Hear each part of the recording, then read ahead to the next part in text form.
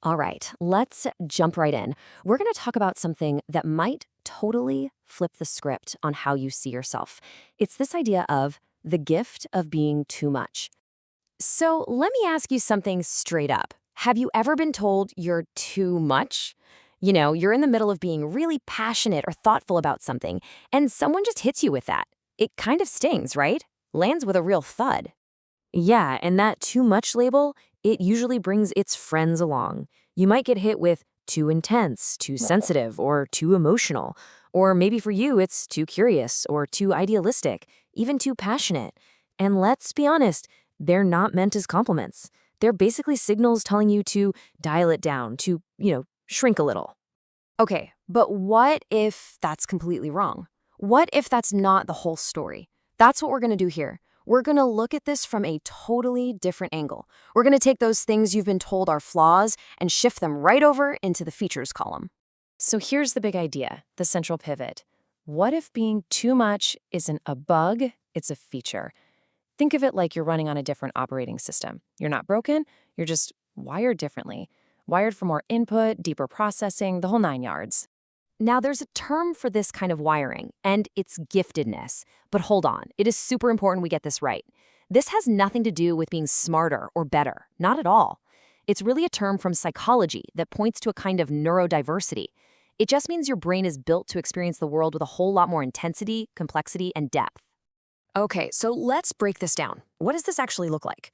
We're going to walk through a few common signs of this kind of mind, but here's the fun part. We'll reframe all those common criticisms that usually get thrown at you. All right, sign number 1, intense emotional depth. We're not just talking about having feelings. We're talking about feeling things in like full 4K high definition color. It's a whole different level of emotional experience. Sound familiar? Why are you always so sensitive? You can almost hear the eye roll that comes with it, right? Like your feelings are some kind of problem for other people. But here's the reframe. That sensitivity, that's actually the root of incredible empathy. It's what lets you feel this huge, profound range of emotions. It's why you can forge such deep, meaningful connections, and why you're so tuned in to what's happening around you. Honestly, it's a superpower. Okay, moving on to sign number 2, an insatiable curiosity. You know what I'm talking about. That constant, nagging need to know why, to understand how things work, and to see how all the pieces fit together. And of course, the feedback you get for this is, why do you have to question everything?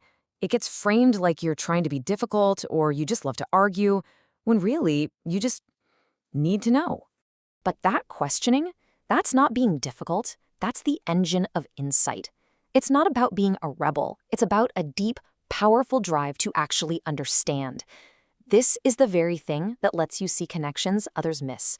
It's why you can pick things up so fast, and why you get a real kick out of solving a messy, complex problem.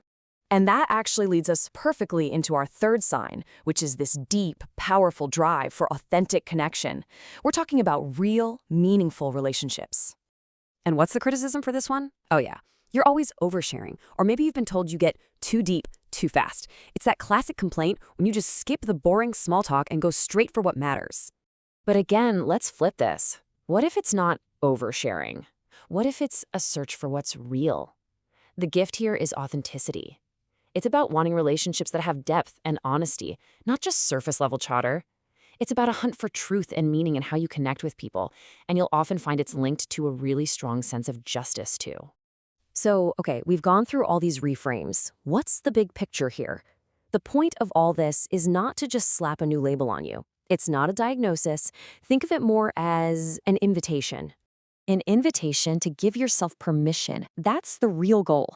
Permission to stop saying sorry for how your brain works. Permission to stop trying to cram yourself into boxes that were never meant to fit you. And permission to just, finally, be fully, unapologetically yourself. So if you take one thing away from this, let it be this. Your intensity, that's just another word for passion. Your sensitivity, that's your superpower of empathy. And that relentless curiosity, that's the engine driving your insight.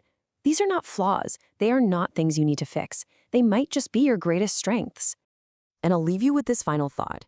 In a world that seems to want everyone to be the same, to fit in, what if you're too much? All that depth, all that passion, all that intensity? What if it's not just something to be tolerated, but it's exactly what the world is missing.